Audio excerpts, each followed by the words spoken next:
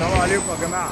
معلش دوشة هنا في الطريق، بس رسالة مهمة جدا. والمثل اللي بيقول اسأل مجرب وما تسألش طبيب، هو ينطبق على الكلام اللي هقوله ده، يعني انطباق تام. يعني بالنسبة للناس اللي بتحس تعب في صدرها أو ناحية القلب أو كده، يعني طبعا معظم الأطباء وبتوع القلب يقول لك إذا أنت مشيت شوية وحسيت مثلا ان تعبت وصدرك في ألم في صدرك هنا او كده، ولما تقعد ترتاح دي معناها ان في مشكلة في القلب. يعني طبعا الموضوع ده مختلف، وللأسف معظم دكاترة القلب يعني عشان نقول الناس اللي عندها، خلينا نقول مهم يعني ممكن يستسهل عملية القسطرة وبتاع ويتسرع وكده.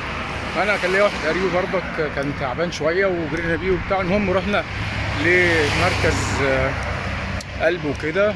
جه الدكتور يكشف عليه، يحط صبعه كده على صدره، يدوس كده، يضغط على قريبي ده، يساله حاسس بتعب؟ يقول له اه. حاسس بتعب هنا؟ يقول له اه. بألم يعني؟ يقول له اه. طبعا قال له ده كده تعبان يعني القلب وكده وبتاع، وعاوز يحجزه عناية مركزة عشان يعمل له القلب الصبح، قسطرة يعني قصدي. فانا وقفت قلت له انا عندي معلومات خبره في الموضوع ده شويه يعني، فقلت له يعني ازاي انت هتدخله قسطره وعمليه بدون اي تحاليل ولا اشعاعات ولا كلام من ده؟ قال لي لا احنا هنعمل، هنحاول لكم نعملوا اشعه، ولو طلعت سليمه هندخله عنايه مركزه. الكلام شوف الكلام مش راكب.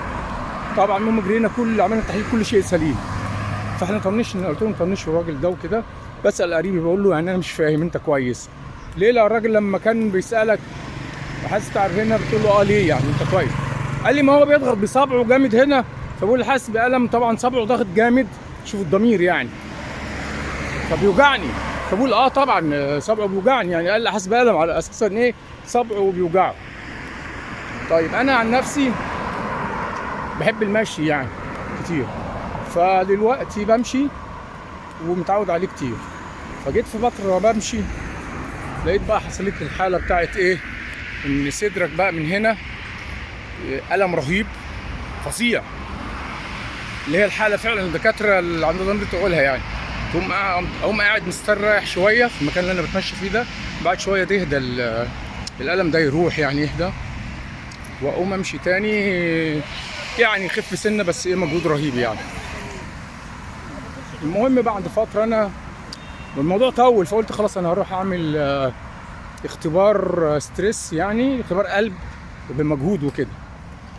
ف سبحان الله يعني انا مش مقتنع، بس في حاجه انا مش عارفها غريبه، وهي دي اللي بعمل الفيديو عشانه. يعني ايه هي الحاجه دي؟ انا كنت لابس في ايدي كذا استك كده، بحطهم في ايدي احتياطي، بربط بيهم حاجه، احط بيهم حاجه، فاوريها لكم في ايديا.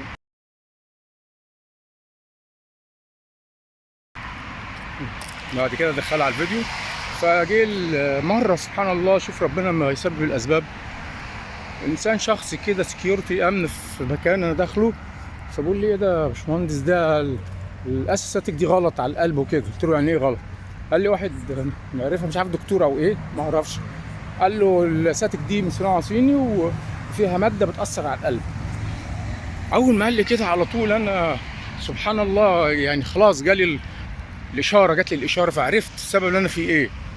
احتمال ان هي بتضغط على الاورده في الريست بتاع الدراع، او ان فيها ماده فعلا بتاثر. هم شلتهم على طول، كان بيبقى كذا استك في ايدي. فالمهم بفضل الله فعلا بعد ما شلتهم يوم 2 3 الامور رجعت زي الاول بالظبط يعني.